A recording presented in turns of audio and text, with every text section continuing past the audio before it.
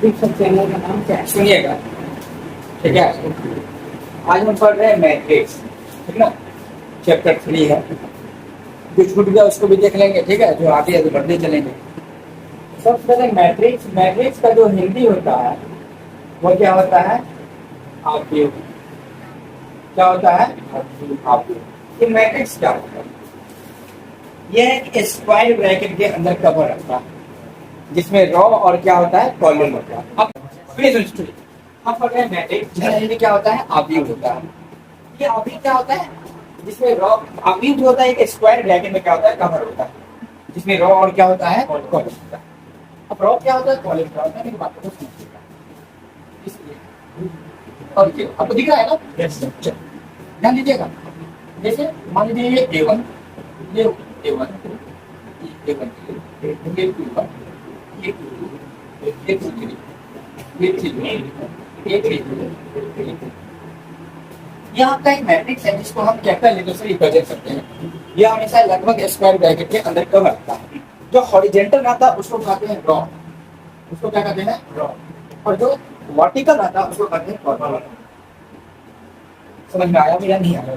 जिसको हम सी से रिप्रेजेंट करते हैं उसको हम आर से रिप्रेजेंट करते हैं। हम आपसे बोलना चाहते हैं इसमें रो क्या है? एक ये भाई साहब क्या है? रो R1, इसको क्या कहेंगे? R2, इसको क्या कहेंगे? R2। क्या दिक्कत है? ये वो वर्टिकल जो है उसको कॉलम करके इसको क्या कहेंगे? C1, इसको क्या कहेंगे? C2 और इसको क्या कहेंगे? C3। क्या कोई दिक्कत है? नहीं। क्या आपको समझ में आया? और इसके अंदर जो नंबर होता है उसको हम कहते हैं एलिमेंट्स कहते हैं। क्या कहते हैं? एलिमेंट्स। इसमें I cross J, it mean I जो होता है वो आपका रो होता है और J जो होता है वो क्या होता है? आपका कॉलम होता है। यदि कोई भी मैट्रिक्स यदि बोला गया कि 2 क्रॉस 3 ऑर्डर का है तो इसमें क्या एलिमेंट्स होगा? 2 3 को मल्टीप्लाई कीजिएगा कितना हो जाएगा? 6। यानी इसमें क्या एलिमेंट्स होगा? 6। क्या बात समझ आ रहा है? यदि आपको देखा जाए तो रो इसमें क्या होगा और कॉलम क्या होगा? हम आपको एक एग्जांपल देते हैं, ध्यान दीजिएगा। यदि ऐसे A11 है, A12 है, A13 है, यहाँ A21 है, यहाँ A22 है, यहाँ A23, यहाँ A31, यहाँ A32 और यहाँ A33। सपोज ये कितना बाय कितना का? 3/3 है। तीन को रो, तीन को कॉलम। कोई दिक्कत है? नो एलिमेंट्स है। A11 का मतलब होता है पहला रो पहला कॉलम, पहला वाला रो दूसरा वाला क्या होता है? कॉलम होता है। ध्यान दीजिएगा इस बात को। A12 का मतलब होता है पहला रो दूसरा कॉलम, A13 का मतलब होता है पहला रो दूसरा कॉलम, A21 का मतलब होता है दूसरा रो पहला, A22 का मतलब दूसरा रो A23 का मतलब दूसरा रो A31 का मतलब पहला कॉलम, A32 का मतलब तीसरा रो दूसरा। कोई दिक्कत है? A33 तीसरा रो तीसरा कॉलम। कोई दिक्कत? हम इस रिलेटेड आपसे एक सवाल पूछ सकते हैं। जैसे मान लीजिए ऐसा है और ये 1 2 3 4 5 6 7 8 9 मान लीजिए हम आपसे पूछेंगे कि इस मैट्रिक्स में A11 कितना है? A11 का मतलब क्या है? A11 का मतलब था पहला रो पहला कॉलम कितना है? 1। बहुत सुंदर। A12 बताइए तो 2। बहुत सुंदर। A13 बताइए तो 3। बहुत सुंदर। A23 बताइए तो 6। दूसरा रो तीसरा कॉलम, दूसरा रो तीसरा कॉलम। Very good. हम आपसे पूछेंगे A32 बताइए तो 8। बहुत सुंदर। यदि हम आपसे पूछेंगे A33 बताइए तो 9। बहुत सुंदर। क्या आप समझ पाए? क्या आप समझ पाए? क्या ये भी आप समझ पाए? यदि हम क्या समझे? हम समझे एक मैट्रिक्स जिसका हिंदी आव्यूह होता है, वह एक लगभग स्क्वायर वाली ब्रैकेट के अंदर कवर आता है, जिसको हमेशा हम कैपिटल लेटर से क्या करते हैं? रिप्रेजेंट करते हैं। इसमें क्या होता है? रो और क्या होता है? कॉलम होता है। हॉरिजॉन्टल जो होता है वो रो होता है और वर्टिकल जो रहता है वो क्या होता है? कॉलम होता है। आईजे से रिप्रेजेंट, आईजे क्या ऑर्डर कहलाता है? कोटि कहलाता है। आईजे यानी आई होता है रो और जे क्या होता है? कॉलम होता है। यदि 2 3 है इसका मतलब इसमें क्या एलिमेंट्स है? 6। और एलिमेंट्स को किसे रिप्रेजेंट करते हैं? A11 A12 A13 A21 A22 A23 A31 A32 A33। कोई दिक्कत है? आपको समझ में आया? अब हम पढ़ेंगे टाइप्स ऑफ मैट्रिक्स। बहुत समझ में आ गया आपको? टाइप्स ऑफ मैट्रिक्स मतलब पहला स्क्वायर मैट्रिक्स।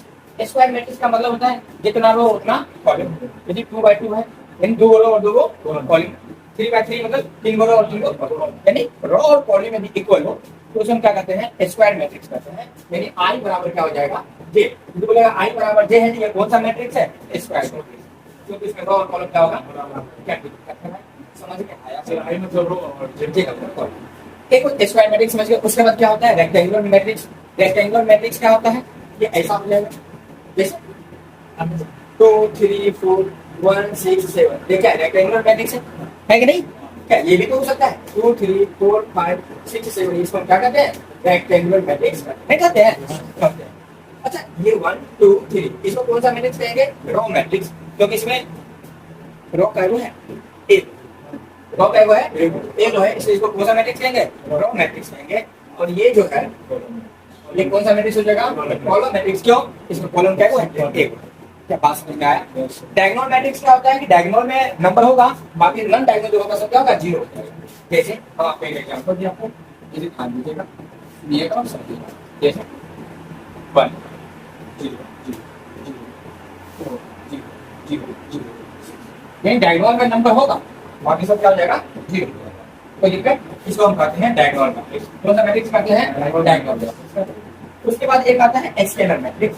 स्केलर मैट्रिक्स में क्या होता है, आपका डायगोनल सेम रहेगा, आपका डायगोनल क्या रहेगा, सेम रहेगा, बाकी सब क्या होगा, अलग अलग होगा, बाकी सब क्या होगा, अलग अलग मतलब जीरो रहेगा। इसको कहते हैं स्केलर मैट्रिक्स। कोई दिक्कत है। उसके बाद आता है कि यूनिट मैट्रिक्स। यूनिट मैट्रिक्स क्या होता है, यूनिट मैट्रिक्स में डायगोनल क्या रहेगा, 1 रहेगा, बाकी सब क्या रहेगा, आपका जीरो रहेगा। इसको कहते हैं यूनिट मैट्रिक्स। इसको क्या कहते हैं, यूनिट मैट्रिक्स। हमने आज सीखा कि सबसे पहले रो मैट्रिक्स क्या होता है, जिसमें सिर्फ रो होगा, एक रो होगा, उसको रो मैट्रिक्स कहते हैं। जिसमें सिर्फ एक कॉलम रहेगा, कॉलम मैट्रिक्स कहते हैं। स्क्वायर मैट्रिक्स क्या होता है, रो कॉलम क्या होता है, बराबर होता है। और इसमें रेक्टेंगुलर मैट्रिक्स क्या होता है, रो कॉलम बराबर नहीं होता है। कोई दिक्कत बात है, समझ में आया। डायगोनल मैट्रिक्स क्या होता है कि डायगोनल मैट्रिक्स में क्या होता है कि सिर्फ डायगोनल रहेगा और सब क्या होगा, जीरो जीरो होगा। डायगोनल यानी हां बराबर। कोई दिक्कत है, बातें समझ में आया कि नहीं आया, पक्का, कोई दिक्कत है। उसके बाद क्या होता है आपका स्केलर मैट्रिक्स। क्या होता है स्केलर मैट्रिक्स में हम देखते हैं कि सिर्फ डायगोनल सेम रहेगा, कुछ भी रहेगा डायगोनल क्या रहेगा, सेम रहेगा, बाकी सब क्या रहेगा, जीरो जीरो रहेगा। और उसके बाद क्या है यूनिट मैट्रिक्स। क्या होता है डायगोनल सिर्फ क्या रहेगा, एक रहेगा, बाकी सब क्या रहेगा, जीरो। एक ही रहेगा यूनिट मैट्रिक्स में। क्या आपको समझ में आया, क्या कोई दिक्कत है, पक्का। अब क्या है कि अब मैट्रिक्स का सम करना है, यदि मैट्रिक्स को क्या करना है, जोड़ना है। उससे पहले इक्वल मैट्रिक्स क्या होता है, ऐसे ध्यान दीजिएगा, यहाँ पे 2 यहाँ पे 3 यहाँ पे 4 यहाँ पे 5, ठीक है। और इसको हम ऐसे कर लेंगे, यहाँ x यहाँ कुछ भी यहाँ कुछ भी यहाँ कुछ भी, x का वैल्यू क्या होगा, जो यहाँ होगा वही x का वैल्यू होगा, x का वैल्यू कितना आ जाएगा। बात समझ में आया कि नहीं आया।